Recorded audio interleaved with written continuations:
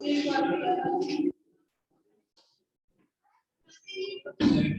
ये जो टॉपिक था आपका टीआई प्लाज्मिड है ना, उसका डायग्राम बनवाया था। टीआई प्लाज्मिड होता क्या है समझ लो। टीआई वर्ड का मतलब है ट्यूमर इंड्यूसिंग, और ट्यूमर का मतलब क्या होता है? ट्यूमर मतलब कि uncontrolled growth of the cells, है ना।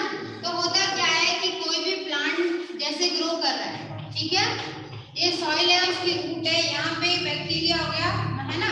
तो वो बैक्टीरिया क्या करेगा, रिलीज कुछ केमिकल सिग्नल्स देगा। तो इसको ऐसा लगेगा फिनोल मिल रहा है प्लांट को, किसकी?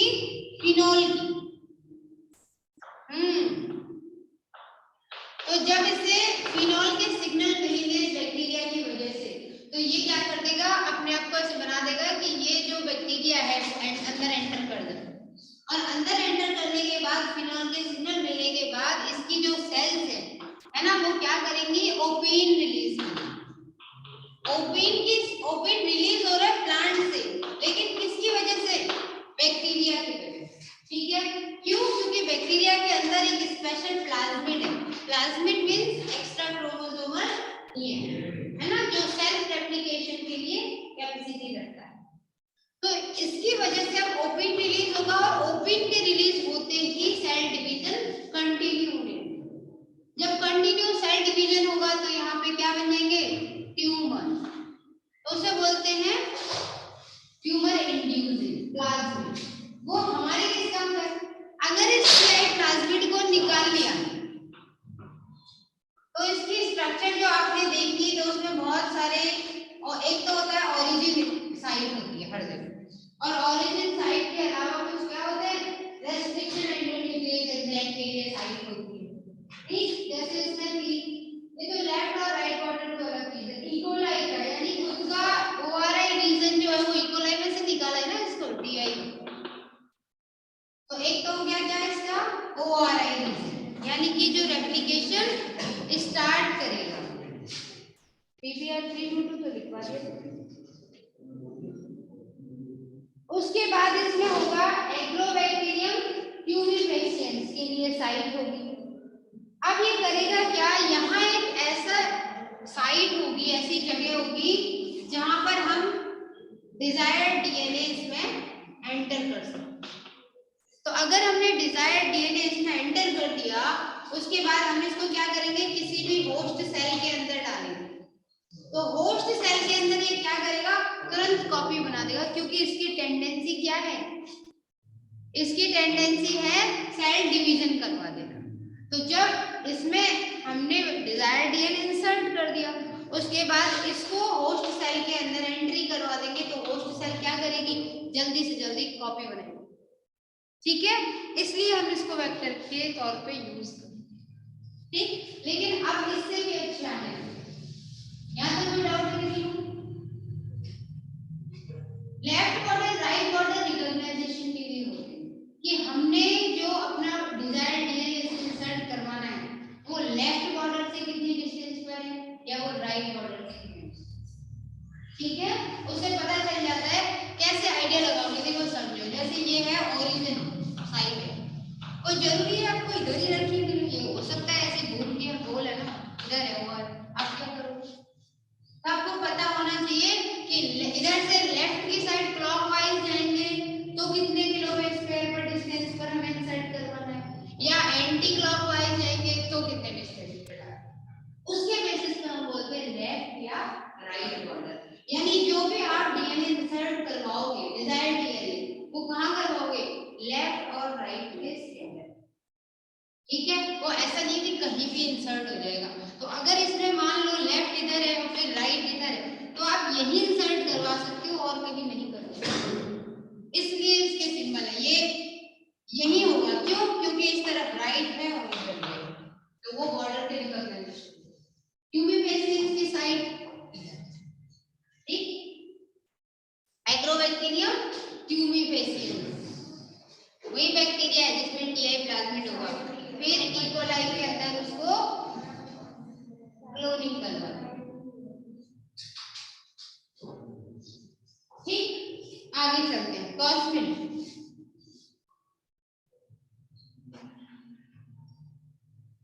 बैक्टीरियोफेज लिखवा दिया, लैम्डा फेज या अभी नहीं लिखवा है?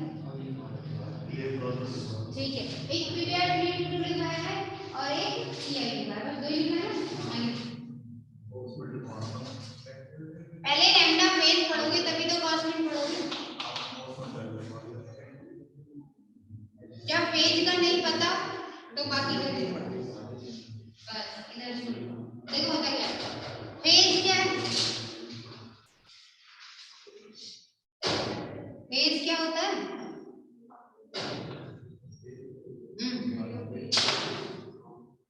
फेज, बैक्टीरियोफेज, जो बैक्टीरिया को अटैक करेगा उसको। हाँ ये लिखा तो है फेज, और क्या उर्दू बोल रही थी जो समझ नहीं आ रही थी तो ये है डीएनए, ठीक है। अब ये डबल स्ट्रैंडेड होगा, जनरली डबल स्ट्रैंडेड होगा। ये डीएनए जब इंसर्ट होगा ना इसके अंदर, होस्ट सेल के अंदर, तो क्या होगा, सीधे सीधे आएगा, लीनियर सीक्वेंस। लेकिन यहाँ आने के बाद ये अब लीनियर नहीं रहेगा। यहाँ ये प्रोटीन वोटीन ये तो रह गया, इसका कोई वैल्यू रही नहीं। खुद का जो डीएनए था इसका वो ये जो डीएनए आया ये क्या हो जाएगा, अब यहाँ पे ऐसे सर्कल बना देगा, राउंड हो जाएगा। तो जब राउंड हो जाएगा तो इसके जो स्टिकी एंड होंगे, है ना, वो स्टिकी एंड बोले जाएंगे कॉस साइट। ठीक, तो लैम्डा फेज की खास बात ये है, यानी कॉस साइट है, स्टिकी एंड है, तो ये किसी भी, आप इसको यहाँ से कट करने के बाद फिर क्या हो जाएगा, इसमें किसी भी दूसरे डिजायर्ड डीएनए को आप इंसर्ट करवा सकते हो। ये देखो, ये तो रहे पेयरिंग वाले और ये रहा नॉन पेयरिंग एरिया। तो जो नॉन पेयरिंग एरिया है वो पेयर करने बनाने के लिए रेडी रहेगा, यानी कोहेसिव हो जाएगा। तो अब इसके अंदर इस तरीके से आपने, ये तो रही डिजायर्ड डीएनए और ये हो गया बात समझ आए। तो जब कोई भी डिजायर्ड डीएनए इसमें इंसर्ट किया जा सकता है तो कौन सी साइट पे किया जाएगा, किसकी वजह से किया जा रहा है, कॉस साइट, ठीक है। अगर इस कॉस साइट को और किसी भी, देखो बात को समझना, अगर आपने बैक्टीरिया से निकाला प्लाज्मा और बैक्टीरियोफेज से, बैक्टीरियोफेज से निकाला आपने कॉस साइट, तो दोनों मिलकर के आप ऐड करवाओगे, लाइगेशन करवाओगे इनका, तो क्या बनेगा, कॉस्मेट, ठीक है। प्लाज्मेट से मिल आया और कॉस्मेट से, ठीक, तो कॉस्मेट बनेगा। कॉस्मेट क्यों यूज करते हैं, इसे बोलते हैं आर्टिफिशियल वेक्टर। आर्टिफिशियल वेक्टर की खास बात क्या है, इसके पास कॉस साइड है तो बाकी जितने भी प्लाज्मेट वगैरह है, बाकी वेक्टर बहुत कम अमाउंट में डीएनए को सप्लाई कर पाते हैं, लेकिन ये अप्रॉक्सीमेटली 55 केबी तो आइडियल कंडीशन है, इसके अलावा 115 केबी तक के DNA part is going to transfer. हां 150 45 से 150, अच्छा हाँ बोलने में हो गया होगा, बाकी ये होता 115, ठीक है, आएगा समझ में। तो जब इतना सारा डीएनए ये ट्रांसफर कर देगा तो उससे हमें फायदा क्या रहेगा भाई, एक मान लो आपको 100 किलो बेस ट्रांसफर करना है एक सेल से दूसरी सेल, जितनी आपकी प्रोटीन आपको बनानी है उस हिसाब से, तो आपके पास चॉइस है, आप या तो आप कोई ऐसा वेक्टर लो जो एक ही बार 100 पर 100 ट्रांसफर करे, या फिर मान लो कोई ऐसा आपको पता चला वेक्टर आपकी लाइब्रेरी, जीन लाइब्रेरी में ऐसा वेक्टर है जो केवल 20 किलो बेस ही ट्रांसफर कर पा रहा है, तो आपको क्या करना पड़ेगा, टोटल 5 लेने पड़ेंगे, तो प्रॉब्लम। या कोई 50 वाला मिल गया तो भी आपको 2 बार प्रोसेस करना पड़ेगा, इससे अच्छा है ऐसा कर लिया तो एक ही बार करना, ठीक। यशवंत, तो जब इस तरीके से ज्यादा से ज्यादा डीएनए ट्रांसफर होगा तो वो क्या है, बेनिफिशियल रहेगा ना, लेकिन ये नेचुरल कंडीशन में नहीं करते, तो इसको बनाया जाता है। फेज में से भी निकाला, बैक्टीरिया में से भी निकाला, तब जाकर के वो कॉस्मेटिक। ठीक, लाइटिक साइकिल, लाइसोमेटिक साइकिल करवाइए बैक्टीरियोफेज की। तो फिर तो बैक्टीरियोफेज पढ़ा है ना, लैम्डा फेज होता है, ऐसे भी तो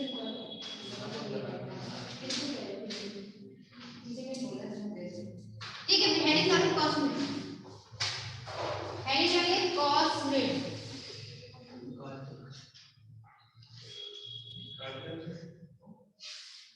हाँ, लैम्डा फेज पहले ही बनवा दिया है ना, तो दोबारा क्या करोगे cosmetic.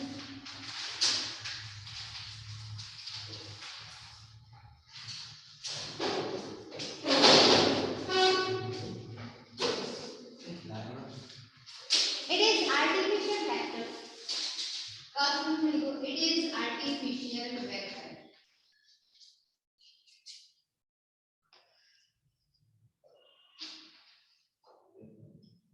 When bacterial plasmid contains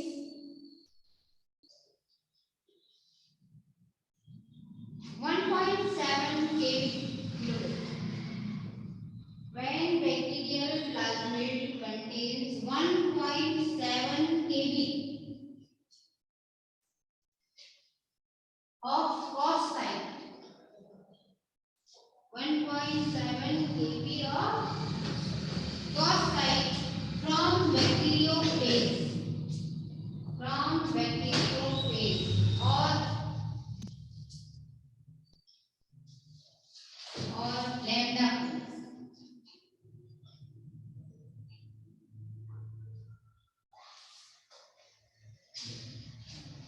After ligation,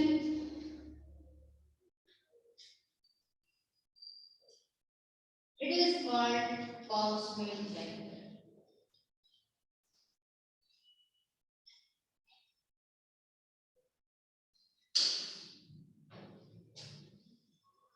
आगे लिखो अगला point, cosmetic contains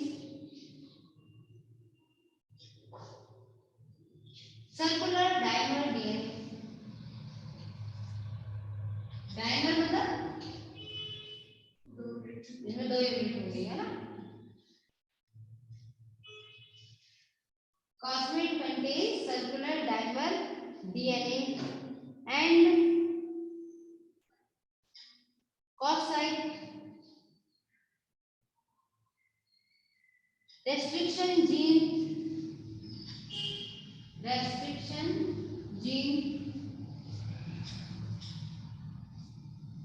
and restriction sites.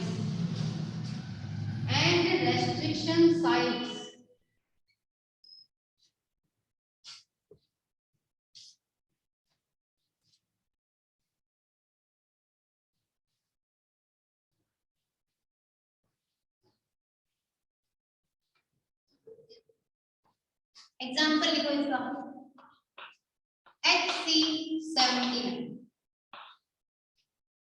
Cosmetic.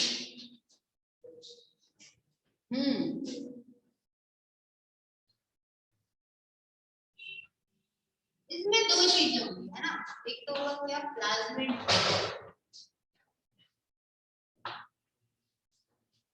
और क्या होगा 1.7 kb cos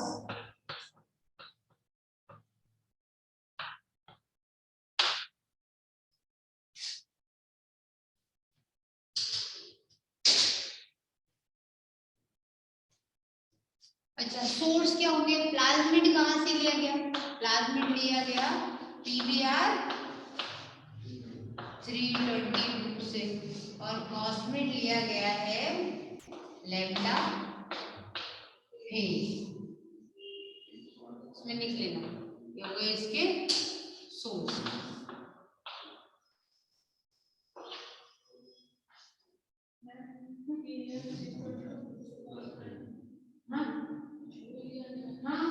भाई प्लाज्मिड तो ओरिजिनल है, वो तो ट्रांसफर कर ही सकता है, लेकिन हमें क्या चाहिए था, प्लाज्मिड की एफिशिएंसी बढ़ानी थी। तो प्लाज्मिड में क्या है, कॉस है, वो अपने आप में अलग वेक्टर है, बात समझो। लैम्डा फेज वो अपने आप में ही वेक्टर है, प्लाज्मिड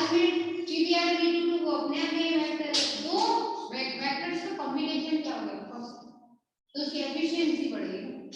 जैसे हाइब्रिडाइजेशन करते हैं तो बिगर अपन को प्रोजेनी चाहिए, कुछ ऐसे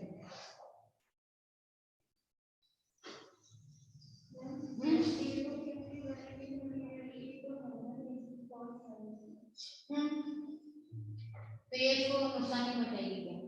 एक क्वेश्चन था ये। हाँ क्या मुझे बता, तुम्हें ये लग रहा है कि ये बैक्टीरिया का हिस्सा है और ये बैक्टीरियोफेज का हिस्सा है, तो इसको खत्म कर देना चाहिए, है ना? हाँ हाँ यही कुछ क्वेश्चन है ना। हाँ तो सीधी बात है, पूछा करो। ये क्या है? बैक्टीरिया का हिस्सा है और ये बैक्टीरियोफेज है। पहली बात तो ये क्या है, केवल प्लाज्मिड है जो लिया है, वो क्या लिया है? प्लाज्मिड। और प्लाज्मिड क्या होता है? Extra chromosomal. Extra chromosomal DNA का भी पूरा का पूरा हिस्सा तो प्रोटीन बनाने में काम में नहीं आता ना, कुछ ओआरआई का हिस्सा है, कुछ बाकी हिस्से है। ये भी क्या करेगा? इसका डीएनए आएगा, देखो मैकेनिज्म सीधी सी है, ये है इसका मेन डीएनए होस्ट का और ये है इसका डीएनए। ये यहाँ से टूट के जो अलग हुआ वो हो गया प्लाज्मिड। ये आके करता है, इसको पता है कि ये तो थोड़ी बहुत प्रोटीन बना सकता है, ये रेप्लिकेशन की कैपेसिटी रखता है, ये बात सही है, कुछ प्रोटीन बना लेगा, ये बात भी सही है, लेकिन कब? जब ये सिस्टम बिल्कुल बंद हो या खत्म। ठीक है, मेन फंक्शन तो इसी का है ना, ये तो एक्स्ट्रा है। ये कहाँ आके मर्ज होगा? इससे। इसको प्रोटीन किसकी बनानी है? इसकी। ठीक है, ये खुद एकदम से थोड़ी खाता है इसको, ऐसा थोड़ी कि बस उठाया और खा गया। खाने का मतलब समझो कि ये यहाँ आकर के इसके साथ मर्ज होता है, मेन डीएनए के साथ मर्ज होने के बाद होस्ट सेल में से अपने अकॉर्डिंग क्या उठाता है? अमीनो एसिड्स, और फिर प्रोटीन बनाता है। ठीक है ना? लेकिन हमने क्या लिया? पूरा का पूरा बैक्टीरियोफेज नहीं लिया, सिर्फ बैक्टीरियोफेज का लीनियर सीक्वेंस आया, आता लीनियर है, फंक्शनल होने के लिए वो क्या हो जाता है? राउंड में, कोहेसिव। ध्यान से देखना, इसी कोहेसिव एंड को कॉस साइड कहते हैं। हमने लिया क्या है? केवल कॉस साइड लिया, ये हिस्सा हमने लिया ही नहीं है, तो इतना सा हिस्सा तो प्रोटीन बनाने में रिस्पॉन्सिबल थोड़ी। ये हिस्सा सिर्फ इसलिए होता है कि ये जाकर के इसमें मर्ज हो जाए, बस। अगर पूरा बैक्टीरिया को उठा लिया होता तब तो ये आपस में ही लड़ के खत्म कर देते, हम कुछ बचता ही नहीं। कितना पार्ट लिया है? ओनली कॉस साइड, और कॉस साइड का काम सिर्फ स्टिकी है, समझ आ रही है? तो वेस्ट में से भी केवल उतना ही निकाला है जो जरूरी है, पूरा का पूरा ले लेते तो वास्तव में बात सही खराब हो जाती। सिर्फ कॉस साइड निकालिए, वो इसमें जोड़ दी, उससे फायदा क्या हुआ?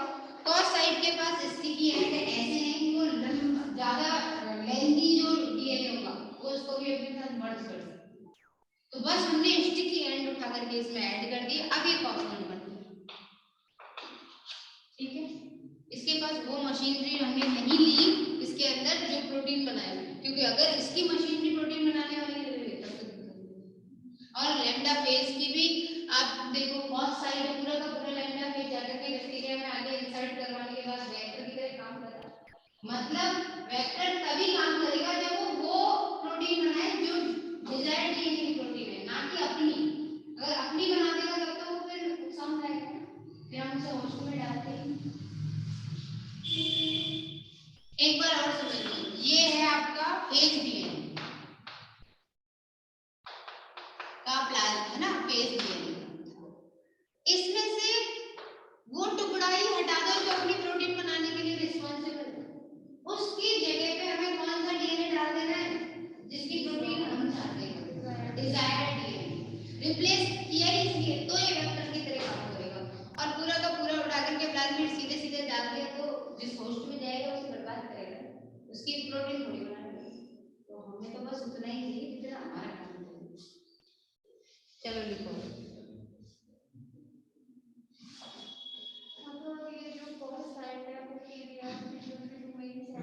हाँ ठीक है, इसका मतलब BBR 322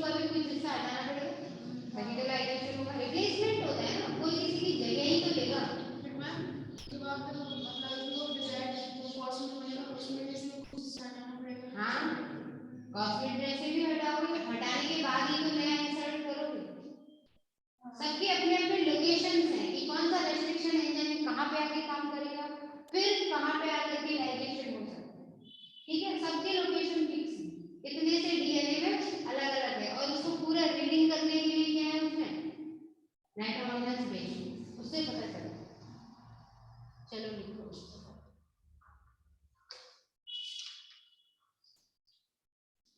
कॉस्मिक वेक्टर ने इतना एग्जांपल लिखवा दिया है ना।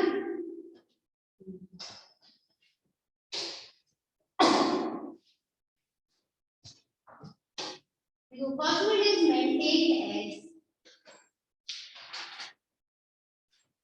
cosmid is maintained as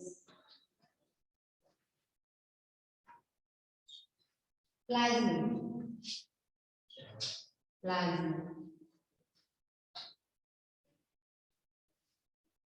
with cost, मतलब होता तो मेन प्लाज्मिड ही है, बस उसमें ऐड क्या कर देना कॉस्ट सही होगा, ये बस इतना ही है, इसीलिए वो कॉस्मिड बोलते हैं। आगे लिखो, it can clone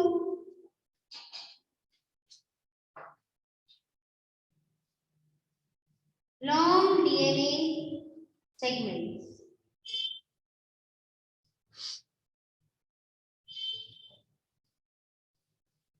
approx 45 kb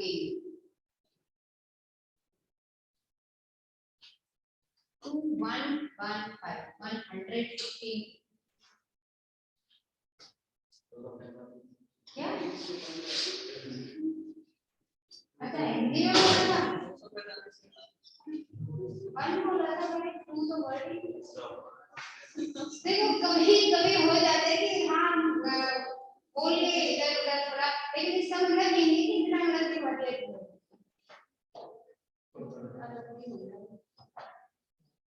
अगर दो वर्षों बन रही इतनी एफिशिएंसी बढ़ जाएगी, डीएनए है वो 45 देखा कहां लिखा, मतलब इसका कुछ डायरेक्शन कुछ अलग ही किस तरह से। चलो ठीक है, कोई बात नहीं, गलत नहीं लिखना था, पूछ लेने में कोई बुराई नहीं, अगर आपने गलत लिख दिया तो तुम्हारा डाउट है, बजाय गलत लिखने। 45 अभी लिखना नहीं था, 45 to 115 kb लो।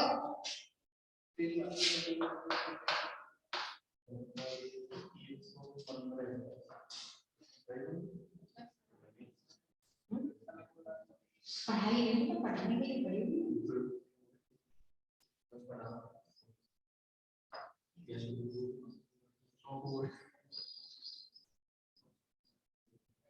अगला एग्जांपल है PLFR, ऐसे लिखना है, इसको तरीका है इसका लिखने का। दूसरा एग्जांपल है, एक तो ये था कॉस्मिड में HC79, दूसरा एग्जांपल लिखो PFLR5।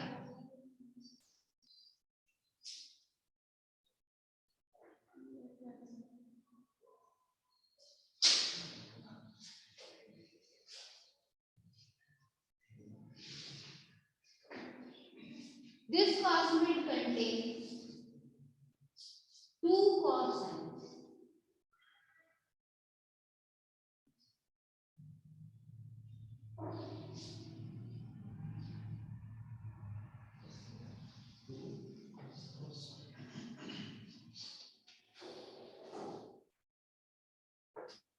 It has many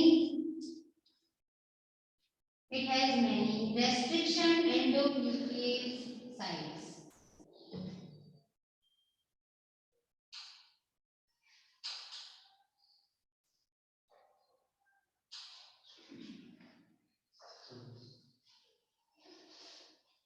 It can carry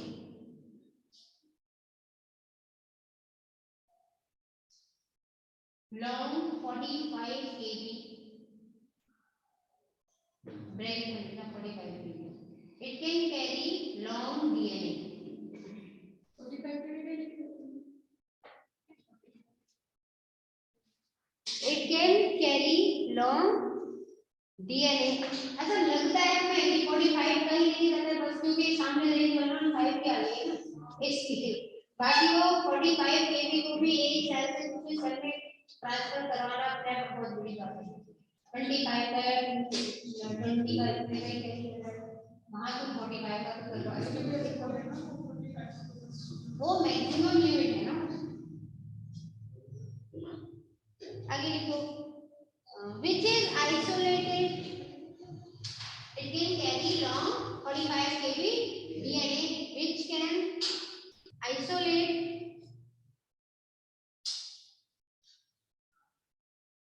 with the help of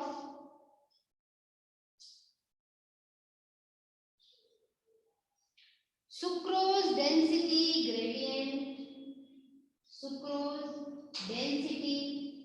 gradient centrifugation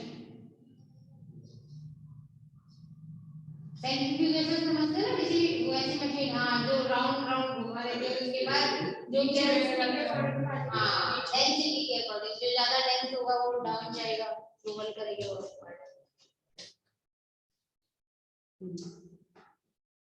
with the help of sucrose density gradient centrifugation method after isolation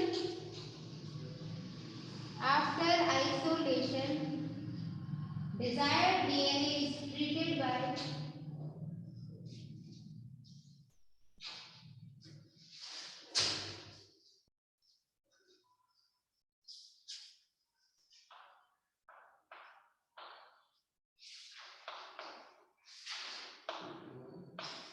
SA1 then MAM H1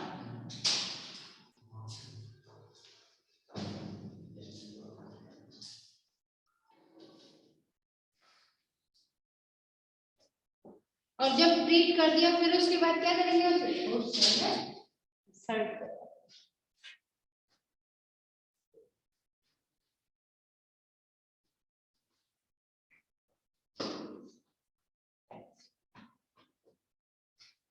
ठीक है आगे लिखो advantage of cosmic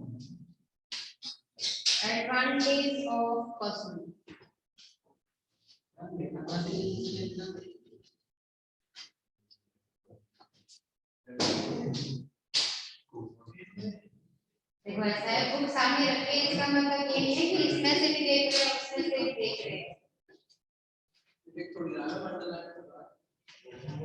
नहीं दिख रहा है पता रहता है ठीक है 80 बच्चों की क्लास होती है तब भी पता रहता है हम लोग ये हाँ चलो आगे लिखो एडवांटेज ऑफ क्वेश्चन तो पहली बात तो ये क्या है आर्टिफिशियल इट इज आर्टिफिशियल तो आर्टिफिशियल है तो कहाँ मिलेगा जीनोमिक लाइब्रेरी लैब में तो मिलेगा ही लेकिन जीनोमिक लाइब्रेरी ठीक है ना देखो it is artificial दूसरा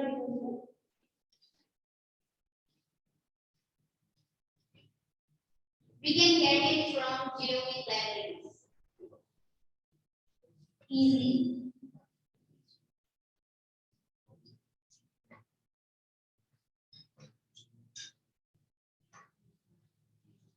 अगला पॉइंट लिखो तीसरा it can transfer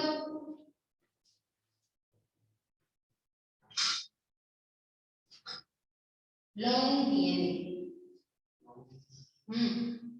it can transfer long अगली एडवांटेज लिखो एडवांटेज है ना तीसरा एक पॉइंट लिख कहां लिखो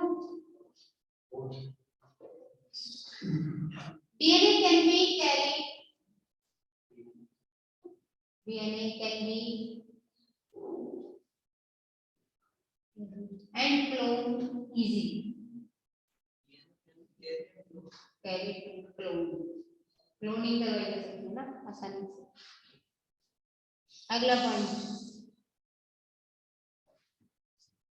DNA cloning and its screening is easy DNA cloning and screening is easy with the help of cos.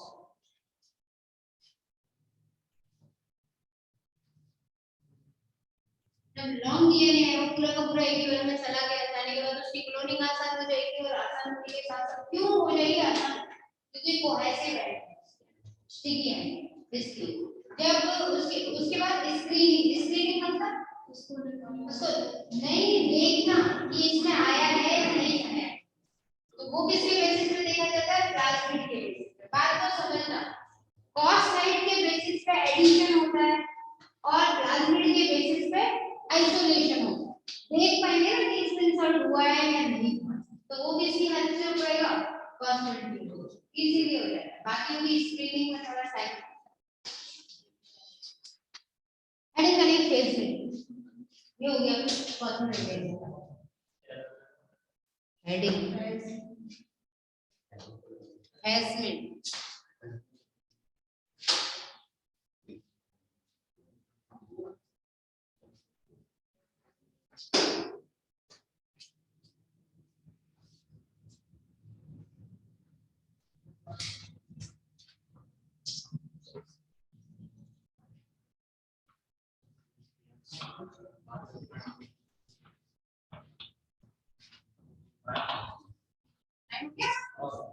ठीक है, फिर हैजमेंट थोड़ा सा ये बस 2 ही लाइन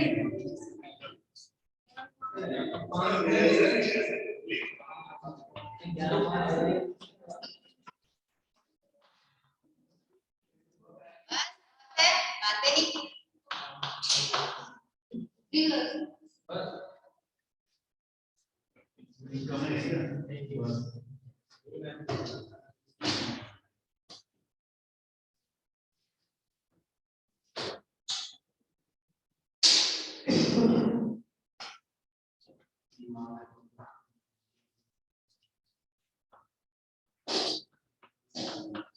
इसकी खास बात ये है कि F1 cos साइड जो होगी ना, ये क्या सिंगल स्ट्रैंडेड डीएनए वाली होगी। मतलब ये कि सिंगल स्ट्रैंडेड डीएनए को आगे जाकर के क्लोन करवाना हो, तो बात ठीक है। सबसे ज्यादा तो फॉस्फेट ही प्लाज्मिड, ठीक है। एग्जांपल लिख लो इसका, आज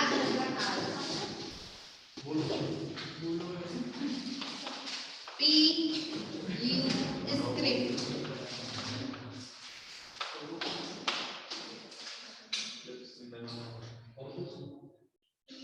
हाँ है और नीचे बस एक एक इसको नाम ऐसे ही दिया गया, ब्लू स्क्रिप्ट सेकंड के एस मतलब किलो स्ट्रेन। क्यों कहा किलो स्ट्रेन, क्योंकि यहाँ पे डबल नहीं है ना, तो बीपी बेस है, ये नहीं स्ट्रेन के हिसाब से सिंगल स्ट्रेंडेड होता है, ये इसकी खास बात होगी। बाकी सब में डबल स्ट्रेंडेड डीएनए मिलेगा। हैजमेंट इसलिए अलग है क्योंकि इसमें सिंगल स्ट्रेंड है, बाकी कुछ कल लिखो।